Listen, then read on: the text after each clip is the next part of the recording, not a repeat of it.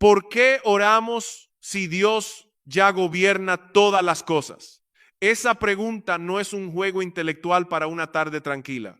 Es una pregunta que aparece cuando el alma está cansada, cuando una puerta no se abre, cuando una enfermedad no se va, cuando una familia está rota, cuando hemos clamado durante meses y el cielo parece guardar silencio. Si Dios es soberano, si nada escapa de su mano, si ninguna lágrima cae fuera de su conocimiento y ningún acontecimiento ocurre fuera de su decreto, entonces, ¿qué sentido tiene doblar las rodillas? ¿Para qué pedir si Él ya sabe? ¿Para qué insistir si Él ya ha decidido? ¿Para qué suplicar si su voluntad permanece firme desde la eternidad? Y sin embargo, la Escritura no nos permite escapar por la puerta de la pasividad. La misma Biblia que nos muestra a un Dios sentado sobre el trono, gobernando cielos y tierra, es la Biblia que nos llama a orar sin cesar. La misma palabra que afirma que Dios obra todas las cosas conforme al consejo de su voluntad, también nos dice: pedid, llamad, buscad, perseverad, velad, clamad. La soberanía de Dios no apaga la oración, la sostiene. La oración no es una técnica para controlar a Dios. Es el lenguaje humilde de quienes saben que no controlan nada. Pensemos por un momento en esto. El ser humano hace planes, calcula rutas, agenda viajes, firma contratos, organiza la semana, prepara el futuro, como si tuviera en sus manos el hilo de cada acontecimiento. Pero basta una llamada, una fiebre, una avería, una noticia inesperada, una pequeña alteración en el cuerpo, una palabra pronunciada a destiempo para que todo el edificio de nuestros planes se tambalee. Somos más frágiles de lo que queremos admitir. Nos gusta hablar como dueños del mañana, pero vivimos sostenidos por una misericordia que no fabricamos. Dios no es así. Dios no improvisa. Dios no despierta sorprendido por las noticias del mundo. Dios no observa la historia como un espectador nervioso. El Señor Jesucristo enseñó que ni un pájaro cae a tierra fuera de la voluntad del Padre, y esa afirmación, si la creemos de verdad, cambia la forma en que miramos el universo.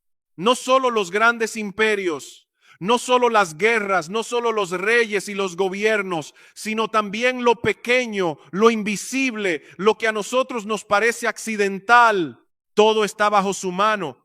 El que no gobierna lo pequeño no gobierna realmente lo grande. Pero precisamente ahí nace el dilema. Si Dios gobierna lo pequeño y lo grande, si su voluntad no puede ser frustrada, si su consejo permanece, entonces, ¿por qué orar? Y la respuesta no se encuentra en una filosofía humana, sino en la palabra de Dios. Por eso debemos acercarnos a Romanos 15, donde el apóstol Pablo, un hombre profundamente convencido de la soberanía divina, ruega a los creyentes que oren por él. Escucha la fuerza de esa petición. Pablo no está pidiendo un favor superficial, no dice simplemente acordaos de mí de vez en cuando. Él suplica, ruega por el Señor Jesucristo y por el amor del Espíritu, les pide que luchen juntamente con él en oración, y lo hace en un momento cargado de peligro. Pablo deseaba llevar el evangelio hasta España, hacia los límites occidentales del mundo romano. También anhelaba visitar a los creyentes de Roma, ver sus rostros, ser animado por ellos y animarlos en la fe. Pero antes debía ir en dirección contraria hacia Jerusalén, llevando una ofrenda recogida entre iglesias gentiles para socorrer a los santos necesitados. Ese viaje no era un paseo piadoso, era una ruta cargada de incertidumbre. En Jerusalén había judíos incrédulos que aborrecían a Pablo y querían destruirlo. Para ellos, Pablo era un traidor, un enemigo, un hombre peligroso que anunciaba a Cristo entre los gentiles. Pero también había otro riesgo más delicado. Algunos creyentes judíos miraban con sospecha el ministerio de Pablo entre los gentiles. Todavía les costaba comprender que en Cristo judíos y gentiles tienen el mismo acceso al Padre, la misma justicia, la misma esperanza, el mismo Salvador. Si la ofrenda era rechazada, no solo Pablo sufriría una humillación, la unidad visible de la iglesia quedaría herida.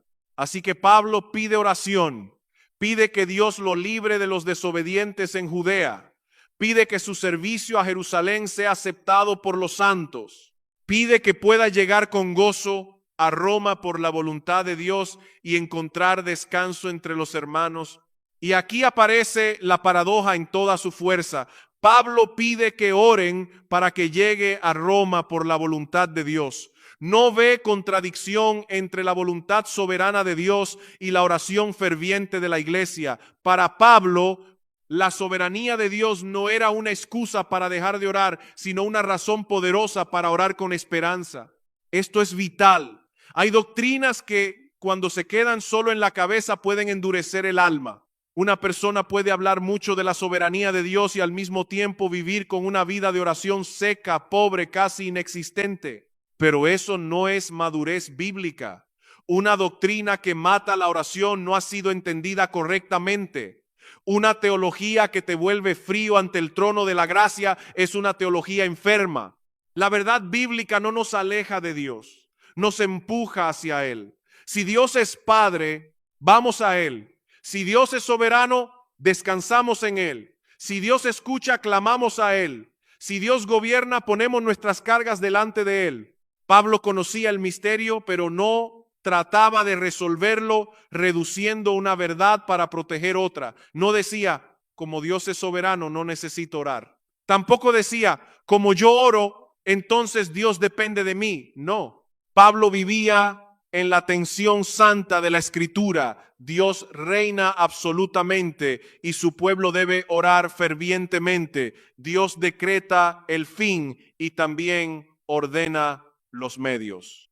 Dios determina lo que hará y en su sabiduría ha decidido obrar por medio de las oraciones de sus hijos.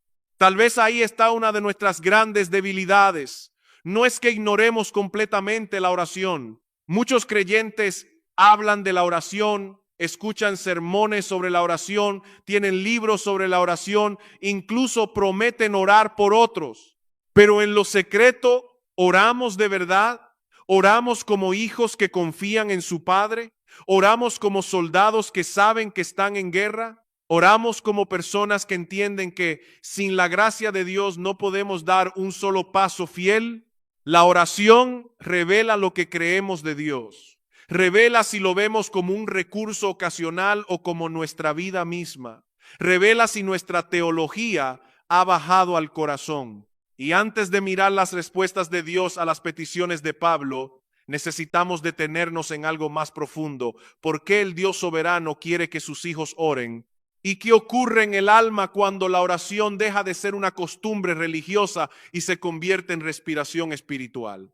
Y la primera razón por la que debemos orar no comienza con nuestras necesidades, sino con el corazón de Dios. Oramos porque el Dios soberano no solo gobierna sobre nosotros, también ha querido tener comunión con nosotros. Esto es asombroso. El Dios que sostiene las galaxias, el Dios ante quien los ángeles cubren sus rostros, el Dios cuya voluntad no puede ser frustrada, no trata a sus hijos como piezas anónimas dentro de un plan inmenso. Él los llama a acercarse, les abre la puerta, les da acceso, les concede el privilegio de hablar con Él como un hijo habla con su padre. La oración no es, en primer lugar, un mecanismo para conseguir cosas. Es comunión, es el alma abriéndose delante de Dios. Es el hijo que vuelve al Padre. No porque el Padre ignore lo que necesita, sino porque el Padre quiere que su hijo experimente la confianza de acudir a Él. Muchos reducen la oración a una lista de peticiones y por supuesto la Escritura nos enseña a pedir, pero si la oración se convierte solo en una lista, hemos perdido algo esencial. El hijo no va a su padre únicamente para pedir pan, también va porque es su padre.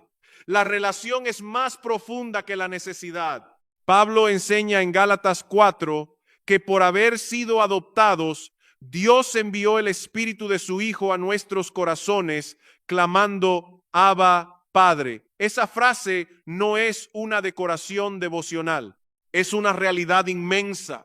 El creyente no se acerca a Dios como un extraño que intenta convencer a un juez irritado. Se acerca en Cristo, cubierto por la justicia de Cristo, reconciliado por la sangre de Cristo, habitado por el Espíritu de Cristo.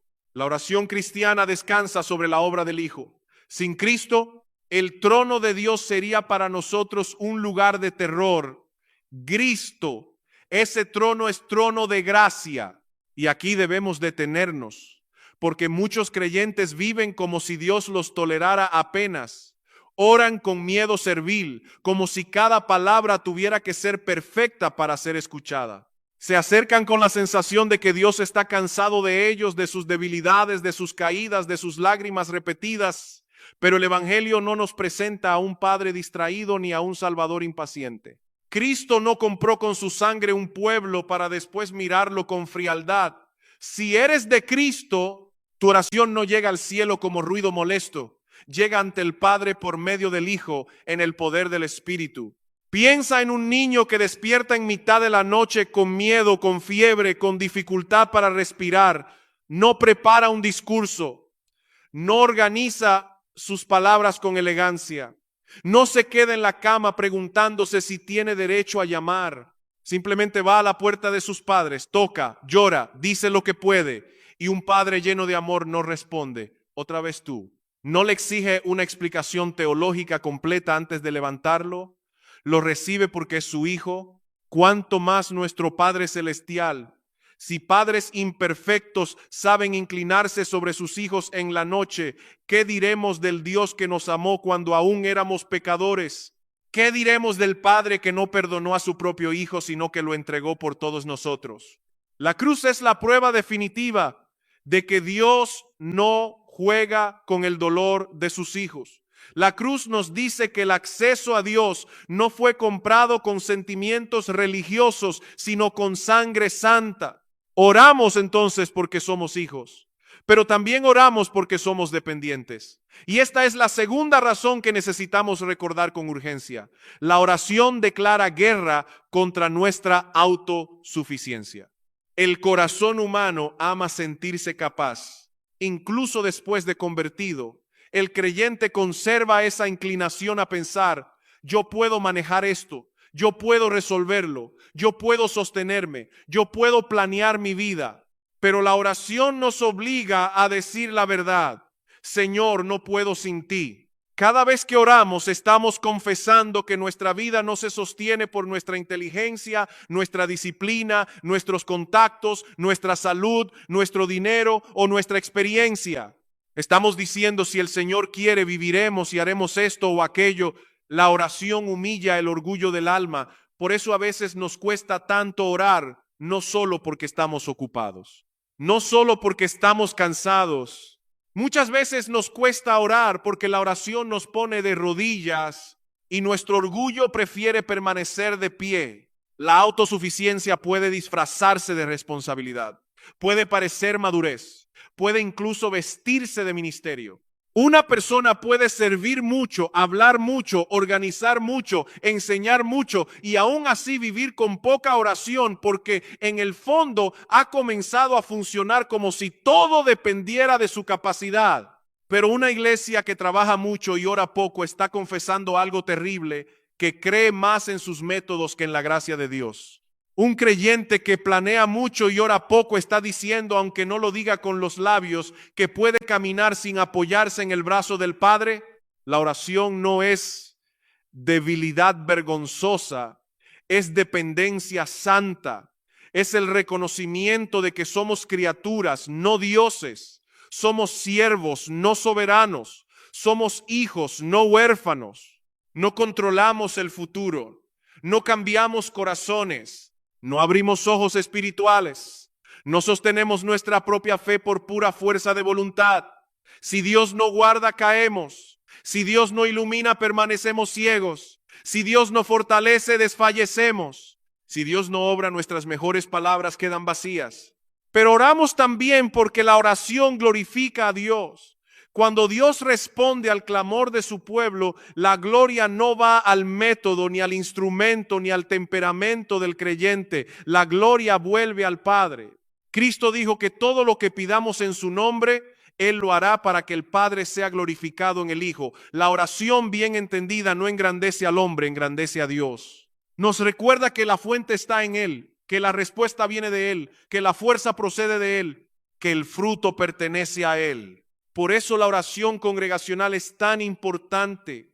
No es una formalidad de mitad de semana, no es el momento menos relevante de la iglesia. Cuando el pueblo de Dios ora unido, está confesando públicamente su dependencia, está diciendo, no somos una empresa religiosa, somos un cuerpo necesitado del poder de Dios. No avanzamos por carisma humano, sino por gracia. No queremos solo actividad. Queremos fruto que venga del Espíritu. Y cuando Dios responde, muchos corazones dan gracias, no solo uno. La gloria se multiplica en la gratitud del pueblo. Pero todavía falta una verdad más profunda, una verdad que nos lleva al misterio mismo de la oración. No solo oramos para tener comunión, no solo para confesar dependencia, no solo para glorificar a Dios. Oramos porque de alguna manera que sobrepasa nuestra comprensión, el Dios soberano ha decidido usar las oraciones de su pueblo como parte real de sus planes eternos. Y aquí la mente se inclina porque entramos en terreno santo. Y aquí necesitamos caminar con reverencia porque la Escritura nos lleva a una verdad que nuestra mente no puede encerrar por completo. Dios no solo conoce el fin desde el principio, Dios también ha ordenado los caminos por los cuales ese fin se cumplirá. Él no decreta únicamente lo que va a suceder, sino también los medios por los cuales sucederá. Y entre esos medios, de una manera que debería llenarnos de asombro, están las oraciones de sus hijos. Esto no significa que la oración tenga poder en sí misma, como si fuera una fuerza espiritual independiente. La oración no es una energía que lanzamos al universo, no es una fórmula, no es una llave mágica, no es una manera de presionar a Dios hasta que ceda. La oración no es poderosa porque nosotros seamos poderosos al orar. La oración tiene valor porque el Dios a quien oramos es todopoderoso, sabio, bueno, cercano y fiel a sus promesas. No confiamos en la intensidad de nuestra voz, confiamos en el carácter del Padre. Muchos se confunden aquí. Algunos piensan que si Dios es soberano, la oración no importa. Otros piensan que si la oración importa, entonces Dios debe estar esperando pasivamente nuestra iniciativa para actuar. Pero la Biblia no nos permite abrazar ninguno de esos errores. Dios no es pasivo y el hombre no es soberano. Dios gobierna y el hombre es responsable. Dios decreta y nosotros oramos. Dios salva y nosotros predicamos. Dios sostiene y nosotros perseveramos. Dios obra y nosotros obedecemos. Esta es una de las grandes tensiones santas de la Escritura. No debemos rebajar una verdad para que la otra nos resulte más cómoda. Cuando Pablo habla de los escogidos, no concluye, entonces no hace falta predicar. Al contrario, dice que todo lo soporta por amor a los escogidos. ¿Por qué? Porque el Dios que ha escogido a su pueblo también ha establecido que ese pueblo sea llamado por medio de la predicación del Evangelio. De la misma manera, el Dios que ha determinado cumplir su voluntad también ha querido hacerlo en respuesta al clamor de sus hijos. Eso debería cambiar nuestra manera de ver la oración. Cuando un creyente ora, no está realizando un gesto simbólico sin consecuencia. No está simplemente calmando su propia ansiedad. No está hablando al aire. Está acercándose al Dios vivo. Y ese Dios ha querido incluir las oraciones de su pueblo dentro del tejido de su providencia. No entendemos cómo. No podemos trazar todos los hilos. No podemos mirar el reverso completo del tapiz. Pero la Escritura nos dice lo suficiente para obedecer con confianza. Clama a mí y yo te responderé. El problema es que muchas veces queremos entenderlo todo antes de obedecer. Queremos que Dios nos explique la mecánica invisible de su providencia antes de ponernos de rodillas. Queremos meter el océano en un vaso pequeño. Queremos que una mente finita contenga la mente eterna. Pero hay momentos en que la fe no consiste en resolver el misterio, sino en inclinarse ante la palabra de Dios. Si el Señor dice, ora, la respuesta del creyente no debe ser una objeción sofisticada, sino una obediencia humilde. ¿Acaso entiendes completamente cómo la predicación del evangelio puede abrir los ojos de un pecador muerto en delitos y pecados? No, pero predicas. ¿Entiendes plenamente cómo el Espíritu Santo usa la palabra leída en una habitación silenciosa para quebrantar un corazón endurecido? No, pero lees. ¿Entiendes cómo el pan y el vino de la cena del Señor fortalecen la fe del pueblo de Dios cuando son recibidos con discernimiento? No en toda su profundidad, pero obedeces. Entonces, ¿por qué exigir entender perfectamente la oración antes de orar? La fe no exige comprender todos los caminos de Dios para confiar en su voz. La fe dice, Señor, no entiendo todo, pero tú has hablado y porque tú has hablado, yo oro. Y cuando oramos, algo ocurre también dentro de nosotros. La oración no solo presenta nuestras cargas delante de Dios, también va ajustando nuestra voluntad a la suya. Esto es crucial. Hay quienes creen que orar es intentar convencer a Dios de que adopte nuestros deseos. Pero la oración bíblica no es un forcejeo para arrastrar a Dios hacia nuestra agenda. Es el lugar donde nuestros deseos son examinados, purificados, sometidos y muchas veces transformados. Oramos diciendo, Señor, esto es lo que deseo, pero que no se haga mi voluntad, sino la tuya. Ahí está Getsemaní, el Hijo eterno hecho hombre en angustia profunda, derramando su alma delante del Padre. Si es posible, pase de mí esta copa. Esa petición no fue frialdad doctrinal, fue clamor real, lágrimas reales, agonía real. Pero la oración no terminó en el deseo humano de evitar el sufrimiento. Terminó en rendición perfecta. Pero no sea como yo quiero, sino como tú. Si el Hijo amado oró así, ¿cómo no vamos nosotros a aprender que la oración verdadera no solo pide, sino se rinde? Esto no significa que debamos orar con indiferencia. No significa que digamos palabras correctas mientras el corazón permanece distante. La Biblia nos invita a derramar el alma, a pedir con confianza, a clamar en la angustia, a presentar nuestras preocupaciones delante de Dios. Pero también nos enseña que el Padre es más sabio que sus hijos. A veces pedimos pan y Él nos lo da. A veces pedimos algo que creemos pan, pero en realidad sería piedra para nuestra alma y Él nos dice que no. Su negativa no siempre es rechazo, muchas veces es misericordia. Un padre amoroso no concede todo lo que su hijo pide, no porque no lo ame, sino precisamente porque lo ama. El niño puede llorar por algo que lo dañaría, puede insistir en algo que no entiende, puede pensar que el amor del padre se mide por la rapidez con la que recibe lo que quiere, pero un padre fiel no se deja gobernar por la ignorancia de su hijo, lo ama demasiado como para entregarlo a todo deseo inmaduro. Así también nuestro Padre Celestial, Él escucha cada oración, ninguna súplica de sus hijos se pierde, pero sus respuestas vienen vestidas de sabiduría eterna. Algunas veces dice sí, algunas veces dice no, algunas veces dice espera y algunas veces responde de una manera tan distinta a nuestras expectativas que al principio ni siquiera reconocemos que la respuesta ha llegado. Eso fue precisamente lo que ocurrió con Pablo. La iglesia oró, Dios respondió, pero no de la forma cómoda, directa y previsible que muchos habrían imaginado. Y ahí es donde la historia se vuelve más asombrosa, porque las peticiones de Pablo no quedaron flotando en el aire. Dios las escuchó, Dios las tomó en sus manos. Dios comenzó a mover personas, decisiones, autoridades, peligros, viajes y aún injusticias para cumplir su propósito. Pero la forma en que lo hizo nos obliga a aprender una lección que no siempre queremos aceptar. Dios puede responder nuestras oraciones llevándonos por caminos que jamás habríamos escogido. Pablo pidió ser librado de los desobedientes en Judea.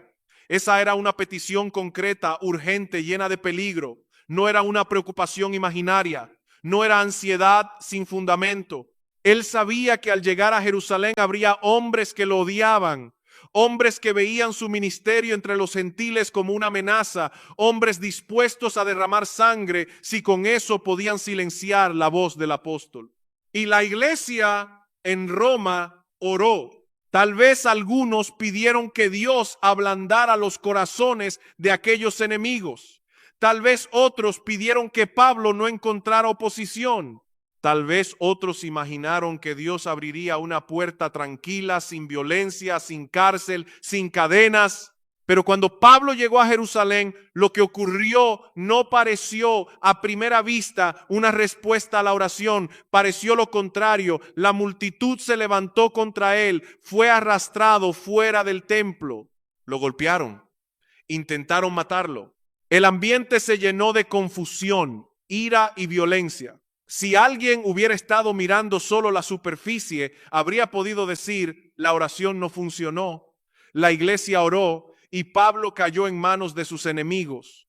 Pero la providencia de Dios casi nunca puede interpretarse correctamente mirando solo el primer capítulo de la historia. Mientras procuraban matarlo, llegó aviso al comandante romano y el comandante corrió con soldados y centuriones. Qué detalle tan pequeño y a la vez tan lleno de la mano de Dios. Corrió, no caminó lentamente, no llegó cuando ya era demasiado tarde, no dijo, esto es un asunto religioso entre judíos, que se arreglen ellos. Fue movido dentro de su propia responsabilidad a intervenir en el momento preciso. Los golpes se detuvieron. Pablo fue puesto bajo custodia. A los ojos humanos parecía que Pablo había sido arrestado. A los ojos de la providencia, Dios estaba usando el brazo de Roma para impedir que su siervo muriera antes de tiempo. Esto debe enseñarnos a mirar nuestras circunstancias con humildad. Muchas veces Dios responde nuestras oraciones de una manera que al principio se parece más a una complicación que a una liberación. Pedimos protección y Dios nos lleva por una ruta difícil. Pedimos descanso y Dios nos sostiene en medio de una carga. Pedimos una puerta abierta y Dios primero permite una puerta cerrada que nos empuja hacia otra dirección. No confundas el dolor del proceso con la ausencia de Dios. El Señor puede estar obrando precisamente en aquello que tú habrías querido evitar, pero el peligro no terminó allí. Más tarde un grupo de hombres hizo un juramento, no comerían ni beberían hasta matar a Pablo. Más de 40 hombres unidos por odio, religión deformada y violencia. Había un plan, había una conspiración, había una emboscada preparada y otra vez, si miramos solo la superficie, podríamos preguntar, ¿dónde está Dios? Pero la Escritura nos muestra que el Señor no necesita grandes apariciones para frustrar los planes de los hombres. A veces usa una conversación escuchada a tiempo, a veces usa a un joven que se entera de algo, a veces usa un detalle que nadie estaba calculando. El sobrino de Pablo escuchó la conspiración. ¿Casualidad? Esa palabra puede salir de nuestros labios, pero no explica la historia de la redención. En el gobierno de Dios, aún lo que llamamos casualidad está bajo una sabiduría que no vemos. El joven fue a Pablo. Pablo lo envió al comandante. El comandante escuchó y entonces ordenó una escolta impresionante, soldados, jinetes, lanceros, protección militar para llevar a Pablo a Cesarea. La iglesia había orado por la vida de Pablo y Dios respondió usando incluso autoridades paganas, decisiones administrativas, protocolos romanos y una conspiración descubierta en el momento exacto. No pases rápido por esto. Dios puede inclinar voluntades que ni siquiera lo aman. Puede usar a hombres que no entienden sus propósitos. Puede mover gobiernos, caminos, permisos, conversaciones y silencios. Puede cerrar la boca de un enemigo y abrir la puerta por medio de otro. El Dios soberano no está limitado a los recursos visibles de la iglesia. Cuando su pueblo ora, no está apelando a un poder débil. Está clamando al Señor de la historia. La segunda petición de Pablo era que su servicio a Jerusalén fuera aceptado por los santos. Esa ofrenda representaba más que dinero. Era una señal visible de comunión entre gentiles y judíos, un testimonio de que Cristo había derribado el muro de separación, una expresión concreta de que la iglesia no era una colección de tribus religiosas, sino un solo cuerpo bajo un solo Señor. Si los creyentes de Jerusalén rechazaban esa ofrenda por prejuicio, por sospecha o por temor, la herida sería profunda. Pablo sabía que no solo necesitaba protección de los incrédulos, también necesitaba que Dios obrara en el corazón de los creyentes. Y Dios lo hizo. Cuando Pablo llegó, los hermanos lo recibieron con gozo. Otra oración contestada. Tal vez no con fuegos visibles en el cielo, tal vez no con una voz audible, pero sí con algo que solo Dios puede producir. Corazones dispuestos, prejuicios vencidos, brazos abiertos, comunión restaurada. No subestimes este tipo de respuesta. A veces pensamos que Dios responde la oración solo cuando cambia circunstancias externas, pero una de sus obras más gloriosas es cambiar disposiciones internas. Que un corazón duro se ablande, que una sospecha se disuelva, que una iglesia reciba con amor, que hermanos separados se abracen, eso también es obra del Dios vivo. Y aquí debemos examinarnos. ¿Oramos por la unidad de la iglesia con la misma intensidad con que oramos por nuestras necesidades personales? ¿Oramos para que Dios destruya prejuicios, sane sospechas, venza orgullos, restaure relaciones? Muchas veces pedimos que Dios nos libre de enemigos externos, pero olvidamos pedir que nos libre de pecados internos. Y hay divisiones que no nacen de grandes doctrinas, sino de pequeños orgullos no crucificados. Hay frialdades que no se explican por diferencias esenciales, sino por corazones que han dejado de mirar a Cristo.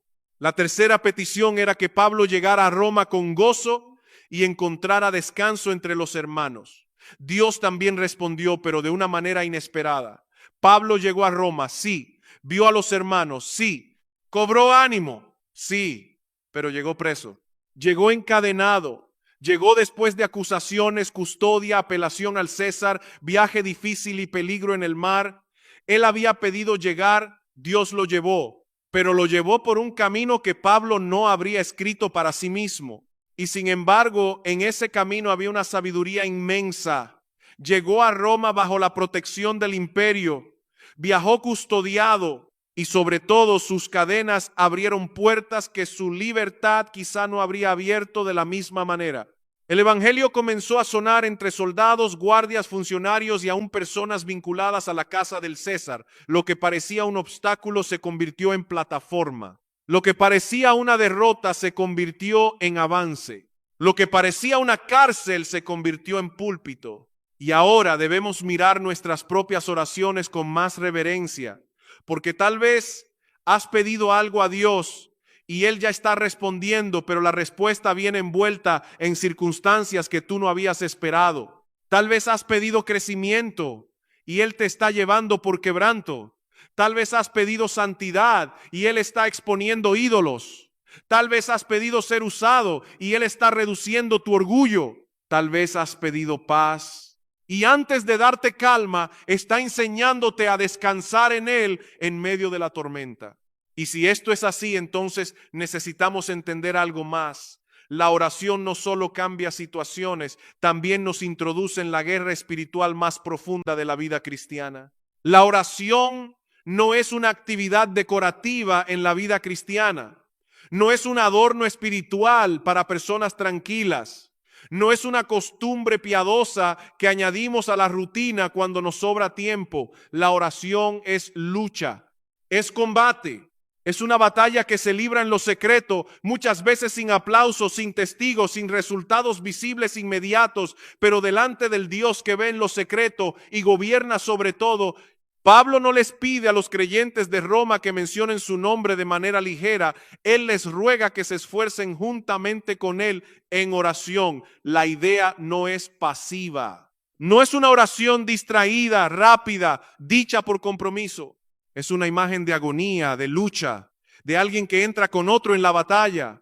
Pablo está diciendo, no me dejéis solo en esta carga, pelead conmigo delante de Dios. Hay peligros delante de mí, hay oposición. Hay prejuicios, hay incertidumbre, pero hay un trono de gracia y necesitamos acudir juntos. Esto nos corrige profundamente, porque muchas veces nuestras oraciones son demasiado pequeñas, no por las palabras que usamos, sino por la conciencia con que nos acercamos. Oramos como si estuviéramos dejando una nota en una mesa, no como si estuviéramos entrando en el campo de batalla. Pedimos sin velar. Hablamos sin derramar el alma, repetimos frases, pero el corazón está lejos. Y sin embargo, cuando la Escritura describe la vida cristiana, no la describe como un paseo por un jardín, sino como una carrera, una peregrinación, una lucha, una guerra de fe. ¿Por qué cuesta tanto orar?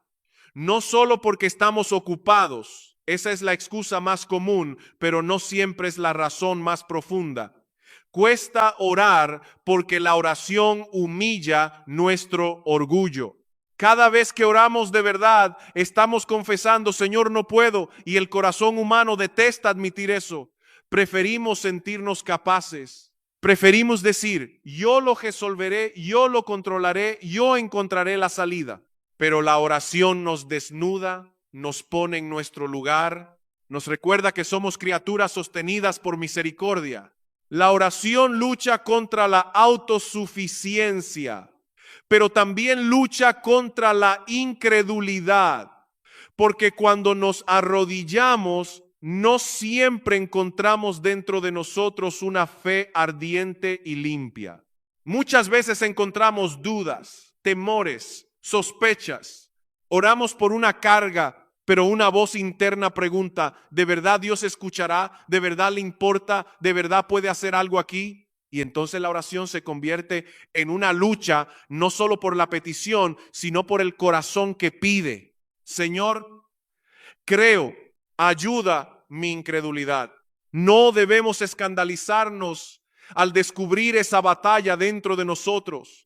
La fe cristiana no consiste en fingir que nunca temblamos, consiste en llevar nuestro temblor a Cristo. Una fe débil, si se aferra a un Salvador fuerte, no es despreciada por Dios. Pero tampoco debemos reconciliarnos con la incredulidad como si fuera una virtud. La duda puede aparecer, no debe gobernar. El temor puede golpear la puerta, no debe sentarse en el trono. La oración es el lugar donde llevamos nuestras sospechas al Padre y le pedimos que su palabra vuelva a ser más real para nosotros que nuestras circunstancias. La oración también lucha contra las distracciones. ¿No es sorprendente? Podemos pasar largos minutos mirando una pantalla, leyendo noticias, revisando mensajes, escuchando conversaciones inútiles y la mente parece tener energía. Pero apenas intentamos orar, los pensamientos se dispersan. Aparecen pendientes olvidados, recuerdos, imágenes, preocupaciones, planes. El alma se vuelve inquieta justo cuando debería estar más atenta. Esto no es casual. Mientras más espiritual es una actividad, más resistencia encuentra. La carne no se opone con la misma fuerza a todo. Puedes entretenerte durante una hora sin guerra interior, pero intenta orar con sinceridad durante 10 minutos y descubrirás cuán indisciplinado es el corazón. Por eso necesitamos aprender a traer la mente de vuelta una y otra vez, no con desesperación, sino con perseverancia. Si tu mente se va, tráela de vuelta. Si te distraes, vuelve. Si te enfrías, clama. Si no sabes qué decir, empieza con la verdad. Padre, necesito tu ayuda incluso para orar. Dios no se sorprende de nuestra debilidad, pero sí nos llama a pelear. La oración no siempre será dulce al comienzo. A veces será como abrir camino en tierra dura. Pero sigue. El alma que persevera en oración descubre con el tiempo que Dios estaba obrando incluso cuando las palabras parecían pobres. Y hay otra dimensión. La oración es una lucha cósmica. No porque debamos obsesionarnos con el enemigo, ni llenar nuestra imaginación de sombras, ni convertir a Satanás en el centro de nuestra espiritualidad. No, Cristo es el centro. Cristo es el vencedor. Cristo es el Señor. Pero la Escritura enseña que nuestra lucha no es contra sangre y carne, sino contra poderes espirituales de maldad. Hay una oposición real contra el avance del Evangelio, contra la santidad del creyente, contra la unidad de la iglesia, contra la fidelidad de los pastores, contra la perseverancia de los santos. Por eso orar por otros no es un gesto menor. Cuando oras por un pastor, por un misionero, por un hermano tentado, por una familia quebrantada, por una iglesia cansada, estás entrando en una batalla que tus ojos no pueden medir. Tal vez nunca sepas en esta vida cuántas caídas fueron evitadas, cuántas palabras fueron sostenidas, cuántas tentaciones fueron resistidas, cuántos corazones fueron consolados, porque alguien en secreto sostuvo la cuerda en oración. No idealicemos a los siervos de Dios, no los convirtamos en héroes invulnerables. Pablo necesitaba oración. Si Pablo necesitaba que los hermanos oraran por él, ¿cómo no la necesitarán los pastores, los ancianos, los maestros, los misioneros, los padres, las madres, los jóvenes, los creyentes que luchan cada día por permanecer fieles? Hay cargas que la congregación no ve. Hay guerras que no aparecen en público. Hay cansancios que no se anuncian desde el púlpito. Hay momentos en que un siervo de Dios se sienta delante de la Escritura con el corazón pesado, sabiendo que aunque estudie con diligencia y predique con claridad, si el Espíritu Santo no aplica la palabra, todo será inútil. Una iglesia que ama a sus pastores, ora por ellos. Una iglesia que ama la misión, ora por los misioneros. Una iglesia que ama a sus hermanos, no los deja solos en la batalla. Y esto nos lleva a una imagen poderosa: sostener la cuerda. Cuando alguien desciende a una mina profunda, quienes quedan arriba no hacen algo secundario. Si sueltan la cuerda, el que bajó queda en peligro. Así también en el reino de Dios, algunos son enviados lejos. Otros predican, otros enseñan, otros sirven en lugares difíciles. Pero la iglesia que ora sostiene la cuerda. La pregunta es si nosotros la estamos sosteniendo o si hemos convertido la oración en una frase amable que decimos para salir del paso. Oraré por ti, decimos. Pero oramos, llevamos nombres delante de Dios, clamamos por la iglesia, pedimos por los que predican la palabra, intercedemos por los que están débiles, o hemos soltado la cuerda sin darnos cuenta. Porque si la oración es guerra, entonces la falta de oración no es neutral. Y todavía necesitamos ver algo más. No solo debemos orar en la batalla, sino aprender a usar la oración para aquello para lo cual Dios la diseñó. No como un intercomunicador doméstico para nuestra comodidad, sino como una línea de guerra para el avance del reino. Y esta distinción es urgente, porque muchas veces tratamos la oración como si fuera un instrumento para aumentar nuestra comodidad, cuando la Escritura la presenta como una provisión divina para sostenernos en medio de la batalla. Pedimos alivio y está bien pedirlo. Pedimos pan, salud, dirección, descanso, y el Padre nos invita a presentar nuestras necesidades. Pero si toda nuestra vida de oración se reduce a pedir que Dios haga más fácil nuestra estancia en este mundo, hemos olvidado que somos peregrinos, soldados, testigos, siervos de un reino que no pertenece a este siglo. La oración no es un timbre doméstico para pedir que nos traigan otra almohada a la habitación. Es una línea abierta en tiempos de guerra. Es el clamor del frente de batalla pidiendo auxilio, fortaleza, sabiduría, rescate, avance, perseverancia. Cuando los soldados están rodeados, no usan la comunicación para entretenerse. La usan para pedir apoyo. La usan porque saben que su vida depende de una ayuda que no pueden producir por sí mismos. Y el creyente que entiende dónde está parado deja de orar como turista espiritual y empieza a orar como alguien que sabe que hay almas en juego, tentaciones reales, debilidades profundas y un reino que debe avanzar. Por eso el Nuevo Testamento insiste tanto: orad sin cesar, perseverad en la oración, orad en todo tiempo, velad con toda perseverancia, presentad vuestras peticiones delante de Dios. Cristo enseñó a sus discípulos que debían orar siempre y no desmayar, no porque Dios sea sordo, no porque el Padre necesite ser vencido por cansancio, no porque la repetición mecánica tenga mérito, sino porque el alma humana se desanima con facilidad, se enfría con facilidad, se distrae con facilidad. Orar sin desmayar no significa hablar sin pausa cada segundo del día, significa vivir con la línea del corazón abierta hacia Dios. Hay creyentes que separan demasiado la vida y la oración. Oran en un momento aislado y luego viven el resto del día como si Dios hubiera quedado encerrado en ese cuarto. Pero la vida cristiana no funciona así. Puedes llevar tus preocupaciones al Señor mientras caminas. Puedes clamar por tus hijos mientras preparas la mesa. Puedes pedir sabiduría antes de responder un mensaje difícil. Puedes suplicar pureza cuando la tentación aparece. Puedes pedir paciencia cuando la irritación sube. Puedes dar gracias al recibir una noticia buena. Puedes decir en silencio: Señor, sosténme antes de entrar en una conversación que temes. Eso también es oración. No reemplaza el tiempo secreto de búsqueda deliberada, pero lo prolonga. La oración secreta es como el hogar del fuego. La oración continua es el calor que acompaña el día. Un creyente no puede vivir solo de impulsos ocasionales. Necesita comunión constante. Necesita recordar una y otra vez que el Padre está cerca, que Cristo intercede, que el Espíritu ayuda en nuestra debilidad. Y aquí debemos corregir otro error común.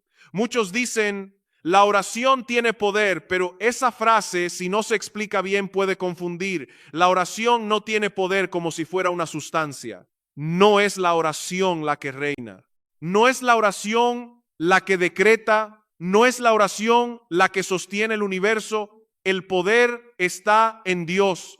El poder está en el Padre que oye, en el Hijo que intercede, en el Espíritu que ayuda. La oración es débil si se separa de Dios, pero cuando se dirige al Dios vivo, se convierte en el medio humilde por el cual sus hijos se aferran a su poder.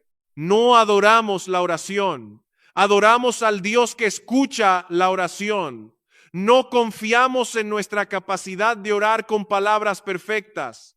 Confiamos en Cristo, nuestro mediador. Esto consuela mucho, porque hay días en que nuestras oraciones son pobres. Hay días en que no encontramos palabras. Hay días en que solo podemos gemir. Hay días en que la carga es tan pesada que el alma apenas puede decir: Señor, ten misericordia. Pero el valor de la oración no descansa en la belleza de nuestras frases, sino en la gracia del Dios que recibe a sus hijos por medio de Cristo. Y si esto es verdad para la oración individual, también lo es para la oración de la iglesia.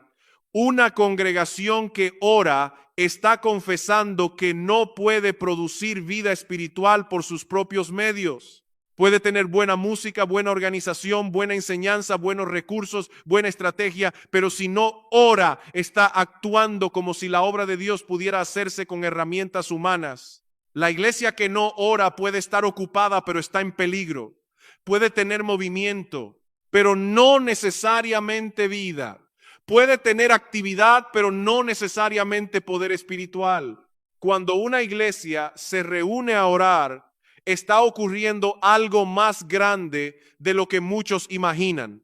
No es una reunión secundaria, no es un programa menor, es el pueblo de Dios entrando unido delante del trono. Es la iglesia diciendo: Señor, necesitamos tu gracia, necesitamos que salves pecadores, necesitamos que santifiques a tus hijos, necesitamos que sostengas a los débiles, necesitamos que guardes a los pastores. Necesitamos que envíes obreros. Necesitamos que despiertes corazones dormidos. Necesitamos que tu palabra corra y sea glorificada. Y tal vez una de las tragedias de nuestro tiempo es que hemos aprendido a organizar más de lo que hemos aprendido a clamar. Tenemos calendarios, planes, diseños, transmisiones, plataformas, estrategias. Nada de eso es malo en sí mismo. Pero si todo eso no nace de rodillas, puede convertirse en una maquinaria religiosa sin dependencia real. La iglesia no necesita menos fidelidad práctica, necesita más dependencia espiritual. No necesita elegir entre trabajar y orar. Debe trabajar orando y orar para poder trabajar. Pablo entendía esto, por eso pedía oración y también oraba por otros. No era un hombre autosuficiente, no era un apóstol que se presentaba como invulnerable. Sabía que necesitaba ser sostenido, pero también sabía que los creyentes necesitaban ser sostenidos por Dios. Al final de Romanos 15, después de pedir oración, pronuncia una bendición que es al mismo tiempo una súplica. Que el Dios de paz sea con todos ellos. El Dios de paz. Qué expresión tan necesaria para corazones inquietos. Pablo no habla de una paz superficial, ni de una calma fabricada por circunstancias favorables. Habla del Dios mismo como fuente de paz, el Dios que reconcilia pecadores por medio de la cruz, el Dios que consuela a sus hijos en la aflicción, el Dios que da esperanza cuando el mundo parece desmoronarse, el Dios que no tiembla ante lo que a nosotros nos aterra, el Dios que no pierde el control cuando la historia se agita. Pero esta paz no puede entenderse de manera ligera. Antes de experimentar la paz de Dios, el pecador necesita paz con Dios. Y esa paz no se consigue respirando hondo, pensando positivo o ignorando la culpa. Esa paz fue comprada con sangre, fue obtenida en la cruz, fue asegurada por Cristo. Y solo cuando el alma entiende esto puede comenzar a mirar sus tormentas de otra manera. Porque la paz que Pablo desea para los creyentes no es ausencia de guerra externa, sino presencia de Dios en medio de la guerra. Y si el Dios de paz está con su pueblo, entonces la oración no solo nos lleva a pedir cosas, nos lleva a descansar en una persona. Pero todavía queda una pregunta que debe penetrar más hondo. Si realmente creemos que este Dios escucha, responde, sostiene y gobierna, ¿por qué tantas veces vivimos como si orar fuera lo último que debemos hacer y no lo primero? Quizá una de las señales más claras de nuestra debilidad espiritual es que muchas veces usamos la oración como último recurso. Primero pensamos, primero calculamos, primero llamamos a otros, primero buscamos soluciones, primero nos agitamos, primero imaginamos escenarios. Primero discutimos con nosotros mismos durante horas y solo cuando ya no sabemos qué hacer decimos, bueno, solo queda orar. Pero cuando un creyente habla así, aunque no se dé cuenta, está revelando que ha colocado la oración al final de la fila, como si acudir al Dios vivo fuera una opción secundaria y no el privilegio más alto de un hijo redimido. No debería ser así. Orar no es lo que queda cuando todo falla. Orar es lo que sostiene todo lo demás.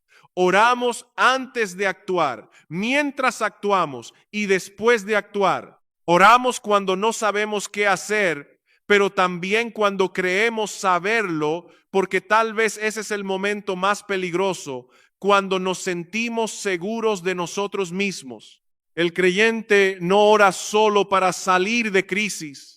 Ora porque sabe que aún sus días tranquilos dependen de la misericordia de Dios. Y esto toca una parte muy profunda del corazón. Nos cuesta orar porque nos cuesta depender. Nos cuesta depender porque nos cuesta reconocer que no somos fuertes.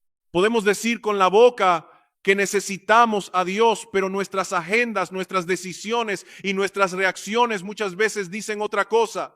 La falta de oración no es simplemente falta de disciplina. muchas veces es una confesión silenciosa de autosuficiencia. El alma que ora poco está diciendo más de lo que imagina. Pero el Señor no nos llama a esta realidad para aplastarnos, sino para despertarnos. Hay una invitación llena de gracia en cada mandato a orar. Cuando Dios dice, clama a mí, no está burlándose de nuestra debilidad. Está abriendo una puerta. Cuando Cristo dice, pedid, no está jugando con nuestra necesidad. Está enseñándonos a vivir como hijos. Cuando el Espíritu ayuda en nuestra debilidad, no lo hace porque nuestras oraciones sean impresionantes, sino precisamente porque no sabemos orar como conviene. Esto debe consolar al creyente cansado. Tal vez tú escuchas todo esto y piensas, mi vida de oración es pobre, me distraigo, me enfrío, me cuesta perseverar. He prometido muchas veces comenzar de nuevo y he fallado. Bienvenido al lugar donde empieza la gracia. No necesitas fingir fortaleza delante del Padre. Ve a Él con tu pobreza. Dile, Señor, enséñame a orar. Despierta en mí hambre por tu presencia. Perdona mi autosuficiencia. Líbrame de tratarte como si fueras una ayuda ocasional y no mi vida. Esa también es una oración que Dios se complace en escuchar. Pero no podemos quedarnos en la culpa estéril. La convicción bíblica no nos deja paralizados, nos empuja hacia Cristo. Si hemos orado poco, volvamos. Si hemos orado fríamente, volvamos. Si hemos convertido la oración en repetición sin alma, volvamos. Si hemos prometido orar por otros y luego los hemos olvidado, volvamos. La puerta no está cerrada. El Padre no recibe a sus hijos arrepentidos con desprecio. Cristo vive para interceder por los suyos. El Espíritu no abandona al creyente débil. Hay gracia para comenzar otra vez. Y necesitamos comenzar otra vez no solo por nosotros, sino por nuestros hermanos. Pablo no pide oración porque quiera atención. Pide oración porque sabe que la obra de Dios se desarrolla en medio de oposición real. Y si eso era verdad para Pablo, sigue siendo verdad para la iglesia de hoy. Hay hermanos luchando con tentaciones que no se atreven a confesar. Hay matrimonios sobreviviendo con heridas abiertas. Hay jóvenes siendo arrastrados por deseos, pantallas, ideologías y soledades profundas. Hay padres que no saben cómo guiar a sus hijos. Hay creyentes ancianos que se sienten olvidados. Hay personas nuevas en la fe que necesitan ser afirmadas. Hay almas que escuchan la palabra cada semana y aún no se han rendido a Cristo. ¿Oramos por ellos o solo hablamos de ellos? Esa es una diferencia enorme. Es fácil comentar problemas. Es fácil analizar la condición de la iglesia. Es fácil lamentar la frialdad espiritual de una generación. Es fácil criticar a los pastores, a los jóvenes, a las familias, a los líderes, pero una iglesia que solo comenta y no ora se convierte en espectadora de la batalla. El amor verdadero no se limita a observar heridas. Lleva nombres delante del trono de la gracia. Ora por tus pastores, no porque sean más importantes que el resto del cuerpo, sino porque su labor los coloca en una guerra constante. Ora para que amen la palabra más que la aprobación. Ora para que no prediquen por rutina. Ora para que sean guardados de orgullo, cansancio, impureza, temor de los hombres y dureza de corazón. Ora para que el Espíritu aplique la palabra que ellos predican. Un sermón fiel sin la obra del Espíritu no puede resucitar a nadie. Puede informar, puede emocionar, puede impresionar, pero solo Dios da vida. Ora por los misioneros. Ora por quienes sirven lejos, a veces en soledad, a veces sin fruto visible, a veces bajo presiones que tú no conoces. Ora por los que predican en lugares donde el nombre de Cristo es despreciado. Ora por los que sostienen la cuerda desde lo oculto. Tal vez en la eternidad descubriremos que muchas victorias atribuidas a grandes nombres fueron sostenidas por creyentes anónimos que nunca soltaron la cuerda en oración. Ora por tu iglesia. No solo para que crezca en número, sino para que crezca en santidad. No solo para que tenga actividades, sino para que tenga vida espiritual. No solo para que sea conocida, sino para que sea fiel. Ora para que haya conversiones verdaderas, arrepentimiento real, reconciliaciones profundas, amor sin hipocresía, doctrina sana, humildad, valentía, compasión, perseverancia. Ora para que el evangelio no sea una palabra repetida, sino una realidad que gobierna la vida del pueblo. Y ora por ti mismo. Ora para no endurecerte. Ora para no acostumbrarte a escuchar sin obedecer. Ora para no confundir conocimiento bíblico con comunión con Dios. Ora para no vivir de recuerdos espirituales antiguos mientras el corazón se enfría en el presente. Ora para que tu vida secreta corresponda con tus palabras públicas. Ora para que Cristo sea precioso para ti, no solo correcto doctrinalmente. Porque al final la gran pregunta no es si creemos en la oración como doctrina, la pregunta es si oramos, no si podemos explicar la relación entre soberanía divina y responsabilidad humana. La pregunta es si esa verdad nos lleva de rodillas, no si sabemos decir que Dios escucha. La pregunta es si vivimos como hijos escuchados por el Padre. Y ahora el camino nos lleva al cierre, al corazón mismo de todo esto. No oramos porque seamos fuertes, sino porque Cristo nos abrió el acceso. No oramos para escapar de la voluntad de Dios, sino para descansar en ella. No oramos para hacer grande nuestro nombre, sino para que el reino avance y el Dios de paz sea glorificado en su pueblo. Y por eso debemos terminar mirando no solo nuestras peticiones, sino al Dios a quien pertenecen nuestras peticiones. Pablo concluye con una bendición que parece sencilla, pero está cargada de consuelo. Que el Dios de paz sea con todos vosotros. No dice simplemente que tengáis paz, dice algo más profundo, que el Dios de paz esté con vosotros. Porque la verdadera paz cristiana no es una sensación flotando en el aire, es el fruto de la presencia de Dios con su pueblo. El mundo busca paz, eliminando problemas, asegurando circunstancias, controlando el futuro, evitando todo dolor, pero esa paz es frágil. Basta una llamada inesperada, un diagnóstico, una traición, una pérdida, una crisis económica, una noche de ansiedad y esa paz se rompe como cristal delgado. La paz de Dios es distinta.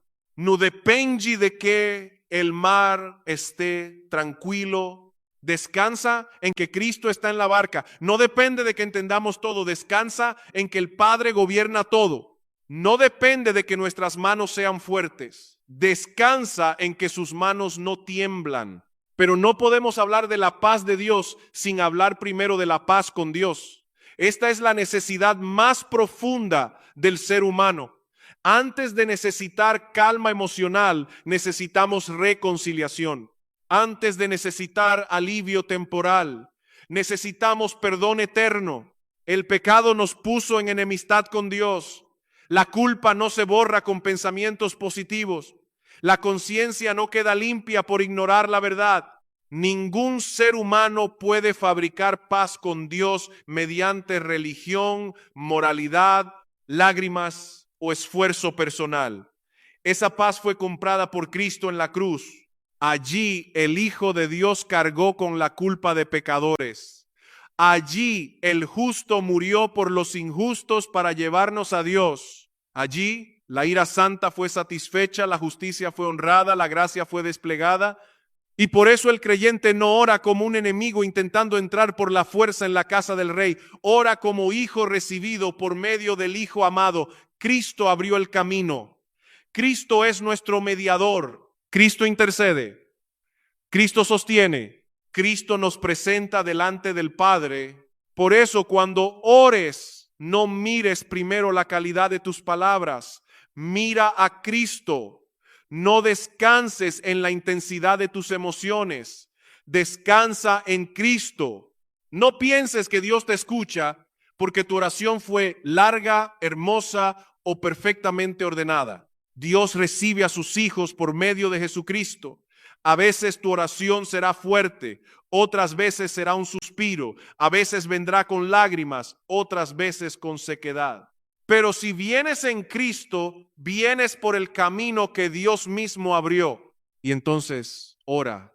Ora cuando entiendas y ora cuando no entiendas. Ora cuando el corazón arda y ora cuando esté frío. Ora cuando veas respuestas y ora cuando solo veas silencio. Ora por tus cargas, pero también por el reino. Ora por tu familia, pero también por la iglesia. Ora por tu pan diario, pero también por santidad. Ora por sanidad, pero también por perseverancia. Ora por puertas abiertas, pero también por fidelidad si Dios te lleva por un camino estrecho. Ora por los pastores, ora por los misioneros, ora por los hermanos débiles, ora por los que aún no conocen a Cristo, ora para que la palabra corra, ora para que Dios despierte a su pueblo. No esperes a sentirte fuerte para orar. La oración es precisamente para los débiles. No esperes a tenerlo todo ordenado. La oración es para los necesitados. No esperes a comprender toda la providencia de Dios. La oración es un acto de confianza ante el misterio. No esperes a que desaparezca toda distracción. Pelea, vuelve, insiste, derrama el alma, sostén la cuerda, mantén abierta la línea de guerra. Tal vez nunca sepas en esta vida cuántas cosas hizo Dios a través de tus oraciones. Tal vez nunca veas cuántas tentaciones fueron detenidas, cuántas almas fueron consoladas, cuántos siervos fueron fortalecidos, cuántas puertas fueron abiertas, cuántos peligros fueron desviados, cuántas lágrimas fueron recogidas. Pero el hecho de que no puedas verlo no significa que Dios no esté obrando. La fe no vive de ver todos los hilos, vive de confiar en la mano que teje. Y si Dios respondió las oraciones por Pablo de una manera más amplia, más extraña y más gloriosa de lo que ellos podían imaginar, ¿por qué pensar que tus oraciones son pequeñas delante de Él? La iglesia pidió que Pablo llegara a Roma. Dios lo llevó allí, sí, pero también llevó el evangelio hasta lugares que nadie había calculado. Sus cadenas se convirtieron en púlpito. Su prisión se convirtió en plataforma. Su debilidad fue usada para mostrar que la palabra de Dios no está presa. Así obra nuestro Dios. No siempre como esperamos, no siempre por el camino más cómodo, no siempre con la rapidez que deseamos, pero siempre con sabiduría, siempre con santidad, siempre con propósito, siempre para la gloria de Cristo y el bien final de su pueblo. Así que no trates de resolver el misterio antes de obedecer el mandato. Cree a Dios y ora. Cree que tu Padre escucha. Cree que Cristo intercede. Cree que el Espíritu ayuda en tu debilidad. Cree que la soberanía de Dios no hace inútil la oración. La hace posible, segura y esperanzadora. Cree que el Dios que ordena el fin también ordena los medios. Cree que tus súplicas, aunque parezcan pequeñas, son recibidas por aquel que gobierna el universo. Y cuando no sepas qué decir, empieza aquí: Padre, enséñame a orar, hazme depender de ti, guarda mi corazón de la autosuficiencia, sostén a mis hermanos, fortalece a tu iglesia, glorifica a Cristo en nosotros. Que tu voluntad sea hecha, que tu reino avance, que tu nombre sea santificado. Ora, ora, ora. No como quien intenta mover a un Dios renuente, sino como quien se acerca a un Padre soberano, sabio, bueno y cercano. No como quien controla el cielo, sino como quien descansa bajo el cielo abierto por Cristo. No como quien entiende todo, sino como quien confía en el Dios que entiende, decreta, gobierna, escucha y responde. Y que el Dios de paz sea con su pueblo, que nos haga una iglesia que ora, que nos haga creyentes de rodillas firmes y corazones despiertos, que nos enseñe a sostener la cuerda hasta el final y que cuando un día veamos su obra completa podamos descubrir con asombro que ninguna oración hecha en Cristo fue desperdiciada. The truth is endless, so wide, so far, but somehow I'm still lost in you.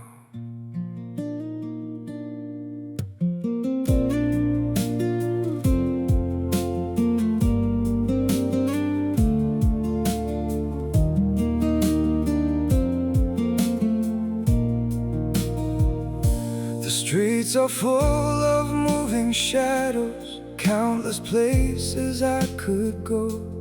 City shining, people passing, yet I still feel so alone. Every road keeps leading nowhere, every sky feels cold and blue. In this world so vast and open, I'm still lost in missing you. The world is wide, so wide before me, but I keep losing my way. Somewhere in the endless distance, your memory makes me stay.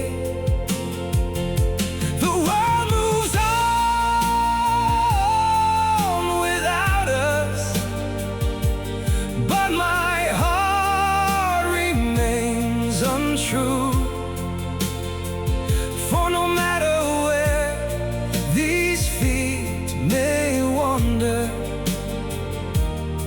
I'm still lost in missing you.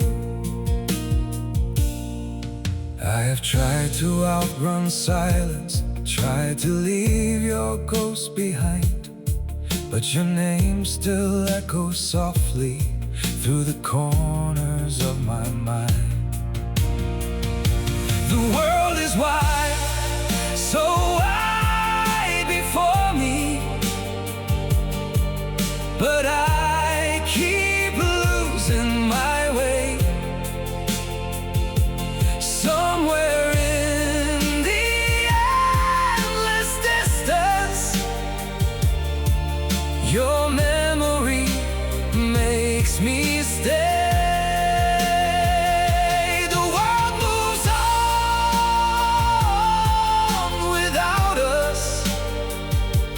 But my heart remains untrue. For no matter where these feet may wander, I'm still lost in missing you. Maybe someday I'll stop searching for your face in every crowd, but until that day, this broken heart will keep calling your name out. The world is wide, so wide before me, but I keep losing my way. Somewhere in the endless distance, your